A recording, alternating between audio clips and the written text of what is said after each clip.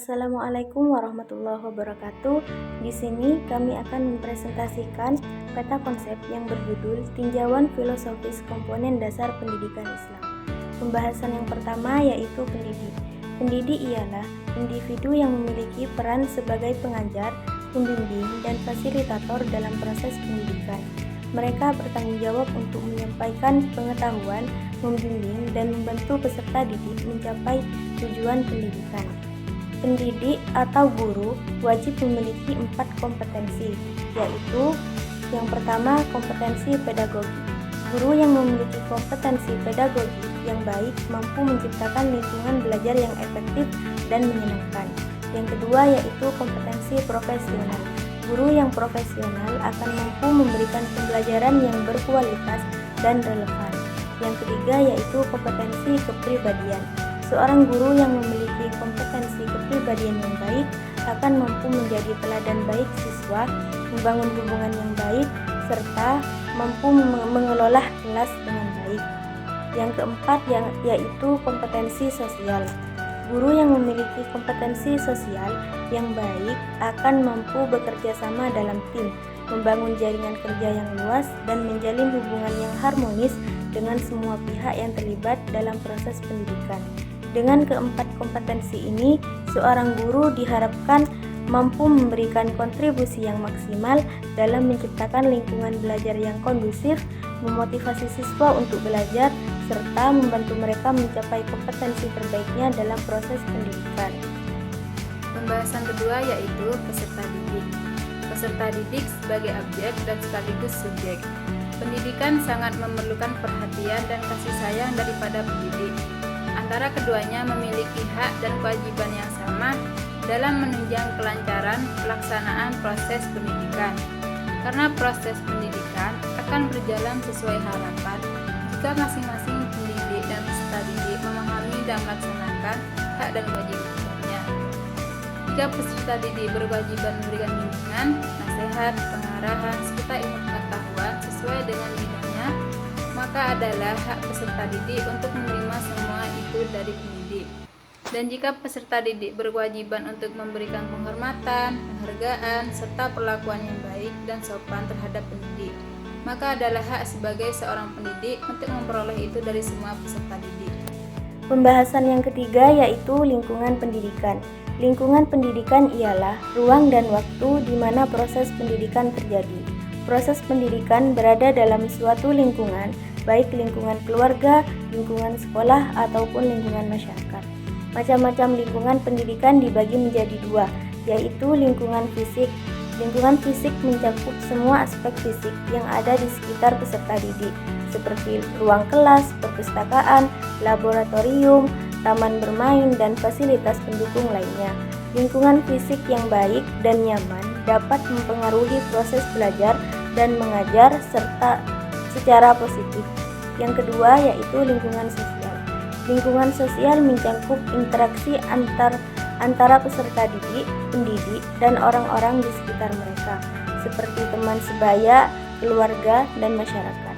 Lingkungan sosial yang mendukung dan positif dapat mempengaruhi motivasi belajar, keterlibatan, dan perkembangan pribadi peserta didik. Dengan memperhatikan kedua macam lingkungan pendidikan ini, pendidik dapat menciptakan lingkungan yang kondusif untuk pembelajaran yang efektif dan menyeluruh bagi peserta didik.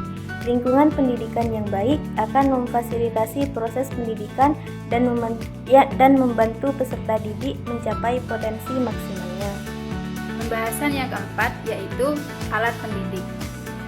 Alat pendidikan adalah segala tindakan, perbuatan, situasi, atau benda yang digunakan dengan sengaja untuk mencapai tujuan pendidikan.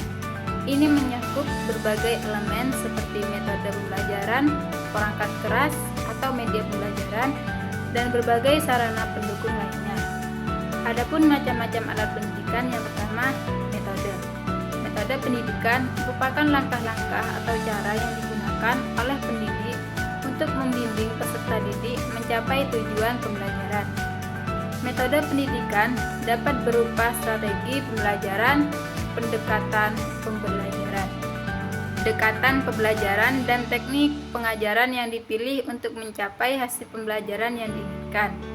Yang kedua yaitu perangkat keras atau media dan sarana pembelajaran. Yaitu perangkat keras pendidikan meliputi media pembelajaran dan sarana pendukung lainnya seperti proyektor, komputer, papan tulis interaktif, buku teks, dan perangkat teknologi lainnya. Media pembelajaran berperan dalam menyampaikan informasi, memfasilitasi pemahaman konsep, dan meningkatkan keterlibatan peserta didik dalam proses pembelajaran. Penggunaan metode dan perangkat keras pendidikan yang tepat dapat meningkatkan efektivitas pembelajaran dan membantu mencapai tujuan pendidikan dengan lebih baik. Dengan memanfaatkan berbagai alat pendidikan ini secara optimal, pendidik dapat menciptakan lingkungan belajar yang menarik, interaktif, dan mendukung perkembangan peserta didik secara holistik. Pembahasan yang kelima yaitu metode. Metode ialah langkah-langkah atau cara untuk membantu peserta didik mencapai tujuan pembelajaran. Metode pendidikan mencakup strategi pengajaran, pendekatan pembelajaran, dan teknik pengajaran yang dipilih untuk mencapai hasil pembelajaran yang diinginkan. Unsur-unsur metode yaitu ada dua. Yang pertama, unsur agamis. Pelaksanaan dasar metode pendidikan Islam dalam prakteknya merupakan interaksi antara pendidikan dan peserta didik dalam sebuah proses pembelajaran. Dalam hal ini, agama merupakan salah satu dasar metode pendidikan dan pengajaran oleh pendidik. Al-Quran dan hadis tidak bisa terlepas dari pelaksanaan metode pendidikan Islam. Dari penjelasan di atas, dapat dikatakan bahwa metode pendidikan Islam berdasarkan pada agama, sementara agama Islam merujuk pada sumbernya, yaitu Al-Quran dan Al-Hadis. Yang kedua yaitu unsur biologis. Perkembangan biologis manusia mempunyai pengaruh dalam perkembangan intelektual. Semakin dinamis perkembangan biologi seseorang, maka dengan sendirinya makin meningkat pula daya intelektualnya. Dalam memberikan pendidikan dan pengajaran dalam pendidikan Islam, seorang pendidik harus memperhatikan pengembangan peserta didik.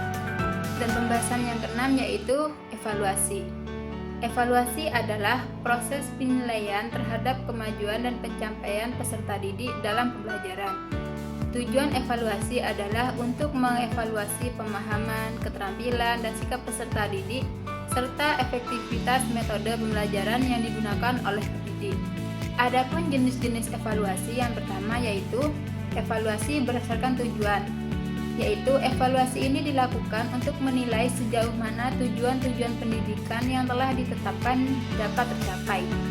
Tujuan evaluasi ini adalah untuk mengevaluasi kesesuaian antara hasil yang dicapai dengan tujuan yang diinginkan. Yang kedua yaitu evaluasi berdasarkan sasaran. Evaluasi ini fokus pada pencapaian sasaran atau target yang telah ditetapkan dalam proses pendidikan. Evaluasi berdasarkan sasaran membantu untuk menilai efektivitas program pendidikan dalam mencapai tujuan yang telah ditetapkan. Yang ketiga yaitu evaluasi berdasarkan lingkup kegiatan pembelajaran. Evaluasi ini menilai berbagai aspek dalam kegiatan pembelajaran, mulai dari perencanaan, pelaksaan, hingga evaluasi hasil pembelajaran. Tujuannya adalah untuk memperbaiki dan meningkatkan kualitas proses pembelajaran. Yang keempat yaitu evaluasi berdasarkan subjek dan objek. Evaluasi ini melibatkan subjek seperti guru, siswa, dan objeknya adalah seperti materi pembelajaran, metode pengajaran dalam proses pendidikan. Evaluasi ini membantu untuk menilai kontribusi dan kinerja berbagai pihak yang terlibat dalam pendidikannya.